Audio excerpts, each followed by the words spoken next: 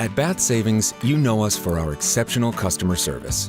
And that service extends to our secure online and mobile banking solutions, so you can feel comfortable accessing and managing your accounts wherever you are. And it's all backed by the same personalized customer service from neighbors right here in your community. To learn more about Bath Savings online and mobile banking solutions, visit bathsavings.com. Bath Savings, your neighbor, your bank.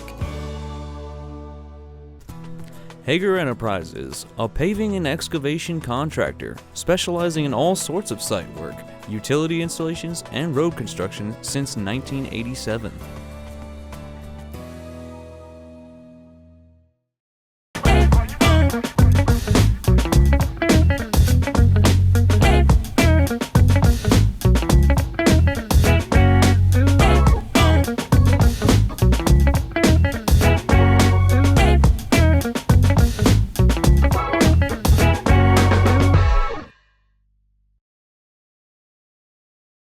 Hello everyone and welcome to this episode of High School Hoops. Probably our last one for this year as basketball season has finally ended. Special thanks to Hager Enterprises and Bath Savings, who's been our sponsor all winter long, as we've enjoyed talking to coaches and players and everybody in between. Had a lot of fun. And today we're going to end this series of this season's episode of High School Hoops with the guy who we started High School Hoops with, Madomic Valley head coach for the varsity boys team, Nick Patsy. Nick, thank you for the welcome to LCTV Studios. Thank you. Nice little setup. This is Hollywood Sheepskin Road right here, buddy. This is Hollywood, Midcoast. This is Midcoast Hollywood Sheepskin Road. Nick, you've been coaching a long time. You're one of the senior coaches along the coast here. Jeez, 34 years, 34 years. In 34 years, 4 high schools. You missed the tournament how many times? 4 times. And those were in the early years? It was 1 year at Lincoln Academy. The first year I was there for 3 years. And then 2 years at Georges Valley, the first 2 years. And then 1 year, my first year at Madison. So 5 years altogether total? Four before. 4 years? 2, 1, 1, yeah, 4. Yeah, 4 years. Yeah, That's pretty I lose impressive. track. That's impressive. With roughly 650 varsity basketball games over these 34 years, and you've won, it's a crazy number, 431 times. Yes, yeah. That's a lot of bus rides too, isn't it? A lot of bus rides, good players, fast food restaurants, you name it. You've eaten a lot of McDonald's. Yeah, unfortunately. What is the secret to longevity? I think in any job, you got to love what you do, and you got to have a passion for it. And when I first went to college, I did not have a clue what I wanted to do. I was going to be this business guy, and then I was going to be an engineer on a boat, and I had no clue. And my parents suggested, you like sports, why don't you get into coaching? I'm like, then I got to teach. So I got. Yeah, that kind of goes with it. Yeah, at the high school level. Well, back in the 80s and 90s, usually your teachers were your coaches. It's changed now quite a bit. So I took their advice, thank God, and I ended up getting certified to teach in 4 different areas. Went to the University of Maine at Farmington. Started coaching up there with Jim Bessie, who's long legendary. Time. Yep, and learned a lot from him, and then from there it just went on and on. Got my first varsity job when I was 23, 24 at Madison. Coming from Waldoboro, being a Madomic Valley graduate, Madomic Valley, I had a coach that you know well, Coach Phil Page, and I were talking one day, and he said, Madomic Valley High School was built for high school basketball. You think so? Yeah, I know when I was a kid. Because you came through the Art Dyer.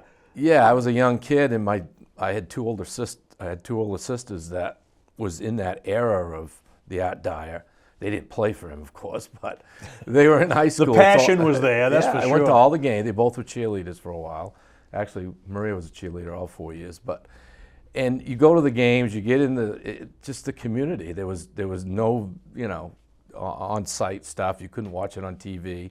So the place was packed. I mean, there used to be auxiliary bleachers where the weight room is now.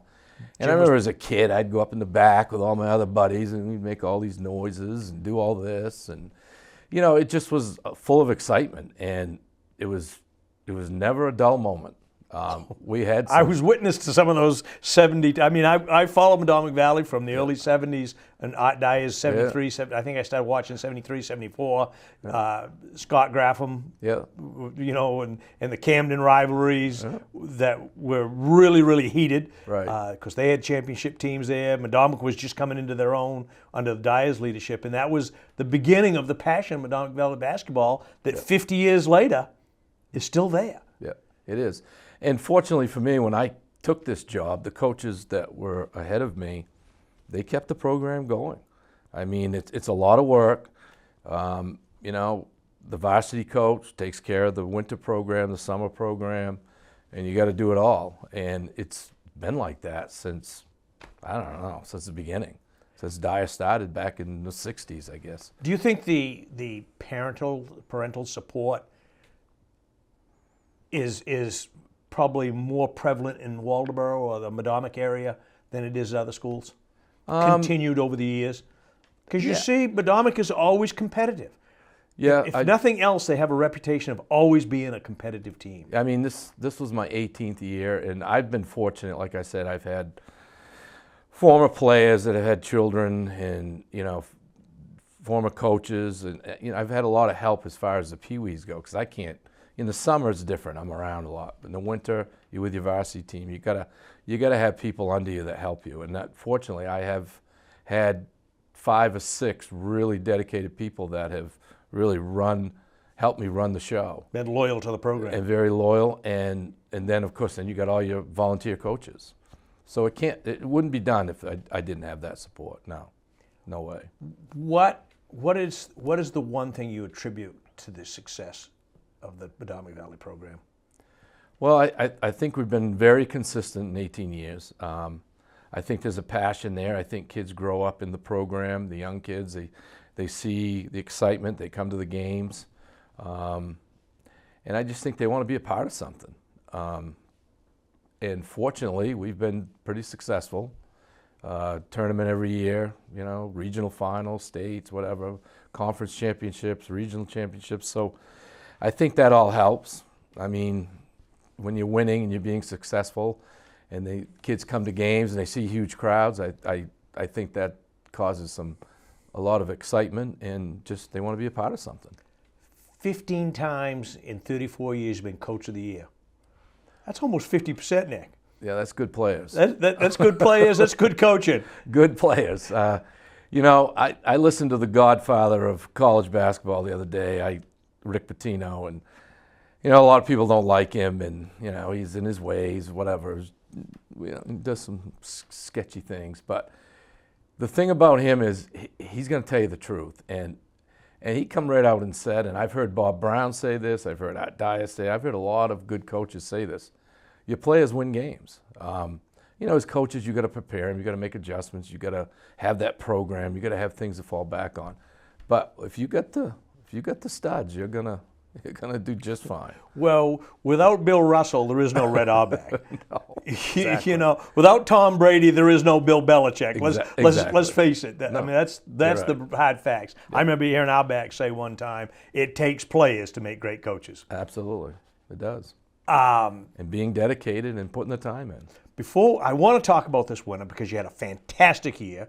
The envy of probably every other coach in the state except maybe one from Caribou. But I want to talk a little bit. How much has the game changed in the 34 years you've been coaching? It's changed a lot. I know when I played, it was walk the ball up, pass the ball around 10, 12, 15 times, and let's take a good shot, keep the game in the 40s. Now, low post game? Low post, back to the basket. I mean, I even posted up then. And I also took my share of shots too. But I think now it's changed. The three-point line has changed the game tremendously. I have a hard time watching pros, like NBA. Likewise. Pick and pop, pick and roll. It's dribble, kick, shoot threes. The Celtics shot 60-some-odd threes the other night. I just like the good old-fashioned. That's why I like the Big Ten Conference. The big boys. They just go after it. They get the ball inside. They get the ball to the rim.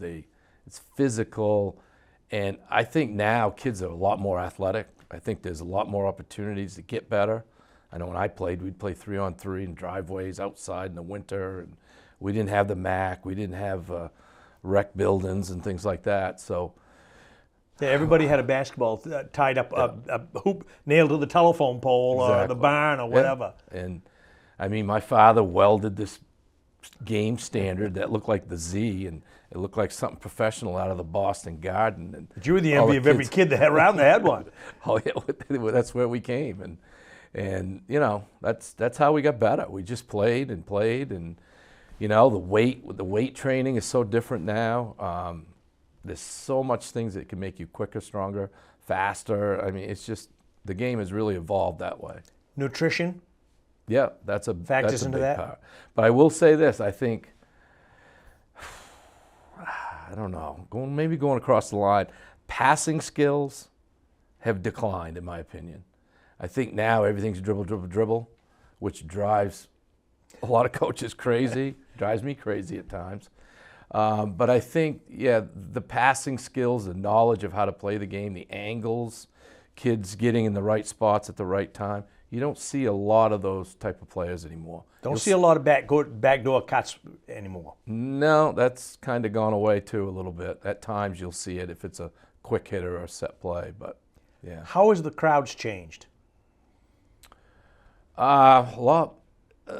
At Madomic, we get adults and you know, fans of the age group out of high school. We get really good, you know, fan support. Because you want to see the kids get involved, and hopefully that will get better and better as we move on. But yeah, you don't see certain parents, when I was a kid, that take their jacket off and throw it out in the middle of the gym floor, and the referee scolding them. You know, nowadays you do something, you're escorted out. You're gone. Yeah, the tolerance level this winter especially, I think, was prevalent with, there was so many incidents with fans in the stands, coming out on the floor, throwing things on the floor. There was. My son reffed a game at the Expo with Portland and Deering, and that had to be stopped twice, and finally the second time they just called it. A bunch of kids were. Unfortunate. Yeah, it is. Unfortunate. You had an incredible season. Ran the table, regular season. Yeah. Your thoughts? I knew this was going to be a good team. You had to know. You're a good coach. You've been around a long time. And the thing that really was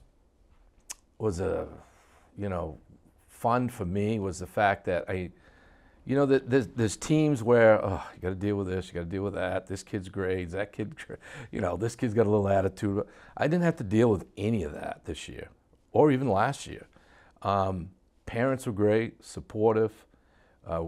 We did fundraising. We went on trips. We did a lot of different things as a team, and I thought it bonded us together. I don't think there was any jealousy. There were times. There's times. All parents think their kids are great. Sure. That's the way it is, and I respect that. But as a coach, you realize this kid's here, this kid's here, this kid can do this well, this kid can do this well. But these parents and the fans and even the kids, we were all on board, and we just took one game at a time and just kept knocking them down, and things were going great, and it was a great season. You've had a couple of teams that went all the way to the state game, lost a couple of heartbreakers. Mm-hmm. How does this team rank up against those? Oh, it's hard to say. Defensively, this team was probably one of the top teams I've ever coached defensively. But I've had some good teams at Madison, Georges Valley, Madomic, 2012. We right there making a run, and two of my top players, the Green Rose twins, got sick. I mean, there's so many little variables that can go into this. 2013 was a really good team. Unfortunately, we played Falmouth, who was phenomenal that year. They were beating Class A schools by 50 points. And then 2015 was the heartbreaker, losing at the buzzer on a layup, which was incredible. I was watching on TV and events. cried. Yeah. I'm sure you So, still have. Yeah, this team ranks right up there with them. I don't like to compare teams because I think they're all different. But defensively, this team was probably right there, one of the top, no question. And you had a McDonald's All-Star, Yes. Mr. Lash. Yeah. Talk a little bit about some of your seniors. Seniors, well, my nephew first, who joined us in the summer and moved back here with my brother, and I'm really happy for him because he really enjoyed playing basketball again. There were times in his past where he just didn't like it, didn't enjoy it, wasn't having fun. And coming here, the kids accepted him. He accepted his role. He's not the type of kid that didn't want to come in and just say, "Oh, yeah, it's all about me." He came in and wanted to be a part of something, and he had an excellent season. So I was very happy for him. As far as V was a basketball player. He's a great soccer player, good athlete. He had a rough time 2 years ago when he blew his knee out, had a very bad injury with his knee. And he came back last year. He wasn't 100%, but he came back, worked hard. And then this year he was, back to normal. And he really he accepted his role. He wanted to always be out there in the middle of it, and he was just He's a competitor. Very competitive. And then Christian Schumann, who I have a great amount of respect for, just the fact because he came to me when he was a sophomore, and he wanted to be on varsity and play, and be a starter. Told him what he had to do. He went out and did it. In his junior year, he was phenomenal. He started every game. He started every game this year, and he's really taken his game to a different level as far as scoring in all three different areas, whether it be getting to the rim, mid-range, three-point shot. And some of the shots he takes and gets to the rim, and I don't even know how he gets them off. How he does it. I don't know. I'm sure you've watched some of the games that we always marveled at how this kid 5'7", it takes the ball away from a 6'5" guy, how that happens, or he's in the trees there. Yeah, and he really improved his defense. He got his feet quicker, and his game really elevated to a really good high school basketball level where he was consistent day in and day out, every game. And he had a tremendous year this year, and I'm hoping he continues on at the next level. And then Gabe Lash, who was up for Mr. Basketball, who was McDonald's. Good chance he'll make the All-State teams. He's probably, as far as him going into the next level, he's going to be fine. He's got to work on his three-point shot, which him and I have talked about. But his offensive skills are there. But the thing about him that makes him, I think, stand out among other high school basketball players is the fact that he'll rebound. He rebounds better than anybody on the glass as far as offensively. And his defense. I mean, the way he hedges and jumps out on screens and doubles and gets back, and hands are always active, his feet are active. I don't know how he does it. And he practices the same way, which is full out. Yes. And sometimes reckless. I'll be honest with you, I get nervous when he hits the floor. I know at Camden he got taken out pretty hard, and I really thought that he was injured on that certain play. But he's reckless, but it's not a bad. I mean, you just worry about him getting hurt because he plays so hard. But he's had a tremendous season. Quite, and we talked about this a lot in our LCTV football shows, that when Gabe crashed the line and was in quarterback, how Coach DePatsy was holding his breath there because that's his big man. Yeah, it was. And I think Rocco coming in really complemented each other. I would agree. They took on different tasks. They took on different roles. And they were two different kind of players, too. Yeah, and Gabe could guard 1 through 5. He got a point guard. He got a big. I mean, he was that versatile. So, he had a tremendous year this year. I thought, in my own opinion, with Gabe playing outside, Rocco, how many points he scored off offensive rebounds. Yes. He was the garbage man. Yeah. He got so many. I mean, I don't know how many games that I don't think he took a shot out more than 3 feet from the hoop. No, he took some threes. He took a few threes. He's got a good, decent shot. But he was cleanup man. Yeah, he was. He was a kid that could read the angles and get to the weak side of the floor and get those putbacks and second, third shot opportunities. unlike his father when he played. But all his father did was want to shoot the basketball. But I had to get that dig in. I'm sure the father will see this show too, and I will get a phone call. Going to the tournament, you weren't healthy by any means. No, we weren't. And we've talked about this off camera many times. You not only have to be good, but you have to be lucky. You have to have a certain amount of luck going in. You have to be good to begin there, to get there, but you got to be healthy, and the ball's got to bounce your way. And you were good going in. You weren't healthy, and it was obvious. I thought personally, I thought probably the last 10 days of the season were probably the poorest. You just couldn't seem to get it together. No, and that's something that haunts me as a coach, because you wonder, well, could I have done something differently? Could we worked on? But you get that late in the season. This is what got you here. So why do you want to change a lot? You wouldn't. I mean, any smart, intelligent coach that's been doing it would tell you that. But I think, we had some variables on the outside, whether it be some sickness, losing sight of focus on what we were trying to do. And I say that, and then we beat Lake Region by 30, and then we beat, Lincoln Academy in the semis by 20. So, but personally, watching these kids and watching them as they progressed during the year, I felt that we kind of peaked a little too early. Possibly, but I don't know what word I'm trying to think of, but the I don't know. Maybe you can help me out.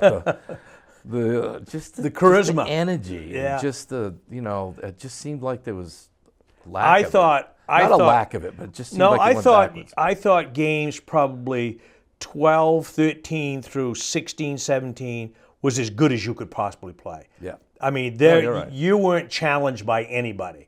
No. You were clicking on all cylinders. If there was ever a drawback, is maybe we tried to get too cute down the floor or make that one extra pass that wasn't necessary. But most of the time, you were ahead by 20, so it didn't make any difference anyway. But I thought from Camden on, you really struggled. And we thought, and talking in the booth, and we had a lot of people there, I thought the Lake Region game was not a great game for you because the tempo was so abstract. Yeah, it was. Have you ever coached a game like that? I mean, we're talking 30-0 with a minute left to go in the third quarter. I know. 30-0, coach. I know. And have you ever coached anything against like that before? Not that lopsided. I mean, we've had some, different, games where we were ahead by 20, but it was like 52-32. Well, it was only about 14-0 at halftime, wasn't it? 22-10. I don't think I've ever seen Nick DePassy ever score 14 points at halftime. No, it was different. But the thing that really, because there was a game ahead of us that went to triple overtime. And by that time it's 9:30, 9:40. So I'm worried about lack of just being bored, tired, fatigued, certain things like that setting in. So that's going through my mind as we're playing the game. But anytime there was a timeout called, here we got a 30-point lead. We're skunking this team and not even scoring. And my kids are frustrated because they didn't want to play that style. Yeah. And it bothered them. And sure. So the timeouts that Lake Region called, I called one, I think. I was like, it was more of a mental, physiological, just, hey, look, keep your head, stay focused. You're going to win the game. Right. You're going to win the game. We don't want any injuries, go off 2 feet, blah, blah, blah. Don't do something crazy. But you could just see the frustration. But that's what they wanted to do. And people were calling me and texting me the next day saying, that's boring, that's not basketball. I said, well, people got to do what their coach felt that's how they could stay in the game. That's what they were going to do. So. Well, I've been on the other side of that too. So. From a broadcast point of view, it was my first time, and and it was trying to say, and I said to Phil, my partner there, I said, what's the scoring stats here for Lake Region? It was like, nothing. Well, I think sometimes when you do that and you want to slow the tempo, limit the touches on the other team, I think sometimes kids on that team that's trying to do that get all tensed up, and they're like, do I shoot? Do I not shoot? What do I do? They're not sure exactly what to do. Right. And what's a good shot? And they start questioning themselves. They weren't even taking any shots. No. In the second quarter, I don't think they attempted more than 1 or 2 shots in that second quarter. It was pretty. But then your next game against Lincoln Academy was a whole different tempo. Yeah. More to your liking. Right. But still, I didn't think you played your best game against. Lincoln gave you a little bit of a tussle there to start. They did, yeah, they did. Brian's done a great job there. He's worked hard over the past 10, 12 years, and the last 3 years he's benefited from it, getting to the tournaments and doing a great job. So we knew we were going to have our hands full, and we did. I mean, we did what we had to do to win the game, but it wasn't easy. Yeah. We had the Lincoln boys in, and we've had the Madomic boys Right. in, and there was some interesting comments off camera, so to speak, and how much they all enjoyed playing the game. Yeah. I think the Lincoln kids knew they were in for a battle. Yeah. And I don't know if they really thought they could win, but they knew they were going to give Madomic all they could handle, Yeah. and they they did. did. It was late in the third quarter before you really got Pulled the momentum away. and started Right. pulling away. Definitely. Were you surprised at the York game? I knew it'd be low scoring because both teams defend well. I knew they were 20-0 because they were 20-0, we were 20-0, and they won all their games by double digits. We won all our games by double digits. So as a coach, you try to load up in the preseason, which we did. We played Wyndham, South Portland, Messalonski. Some tough schools. All three of those teams were in the states or the regional finals or something.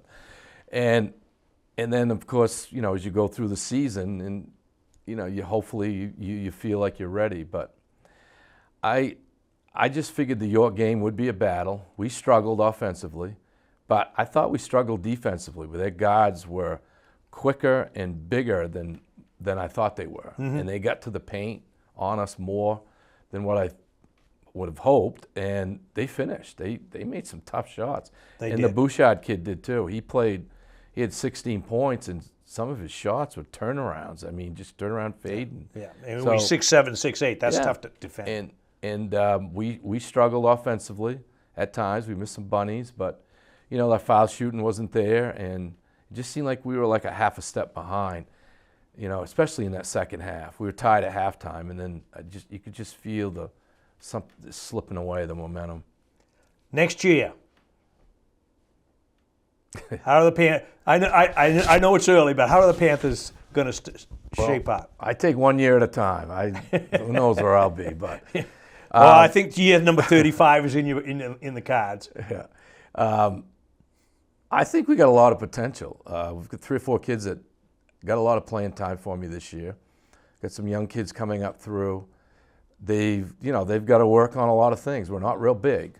I mean, the days of relying on Gabe and Rocco to rebound are over. So, we're going to have gang type of rebounding type of Everybody crashing the momentum, boards. Everybody.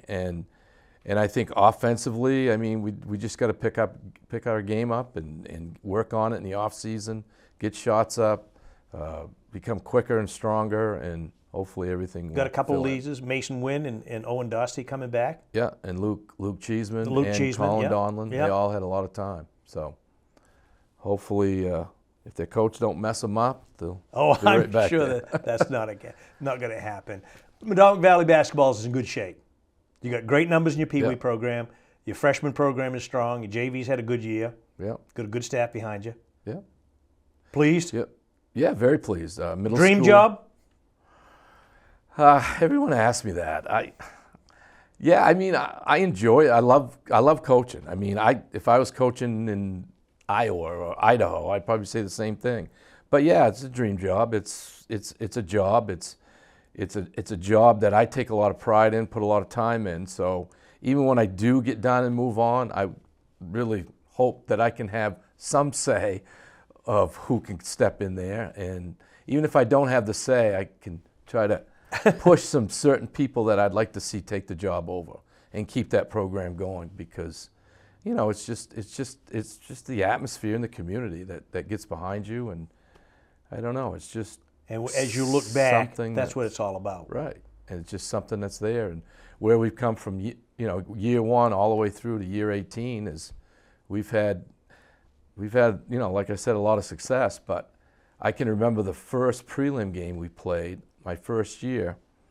We went to MDI, and the atmosphere, we ended up winning. I don't know how we won, but we did. And the atmosphere was unbelievable. The band, the kids, the place was packed. I mean, and I have those kids that played on that team, guys now, most of them are married with kids, but they bring that up all the time. That's the one game they talk about. Yeah. Not the fact that we were 12-6 that first year, but that game that we won in the prelim game. And then, of course, we went on and played at the Bangor Auditorium against Presque Isle and some other teams. But that, stuff like that is what kind of hits home and makes it special, as a coach. Good deal. Well, Coach, I want to thank you for the opportunity for LCTV to broadcast all your ball games at Medonic Valley. It's been a real pleasure and an honor for us. And we've, as the numbers year after year, 1,000 people a night watch the game, so must be doing something right there with that program, and it's a lot of fun. So thank you for taking time, setting No problem. It's been our pleasure. And folks at home, I want to thank you all for joining High School Hoops this winter. Thank our sponsor, Hager Enterprise and Bath Savings, who have been on board here to help make this all happen. Coach Nick DePatsy and his Medonic Valley Panthers from Medonic Valley High School. A lot of thanks to them, and Athletic Director Matt Lash over there, who has been so generous welcoming LCTV, as well as KJ Anastasia at Lincoln Academy and Ryan Ball, coach of Lincoln Academy Eagles. Thank them all for being so gracious, hosting us, for broadcasting and bringing these games to you at home. Join us this spring as our spring sports schedule will kick off the end of April, as we'll have softball, baseball, and we're going to have some lacrosse mixed in there too. So thanks for watching High School Hoops this winter. We'll see you back here in another month or so. We'll do some spring sports, and we'll be back for the gridiron in the fall. Thanks for watching. For Larry Seidling for High School Hoops, along with my guest today, Nick DePatsy from Medonic Valley High School. Thanks for watching. We'll see you next time.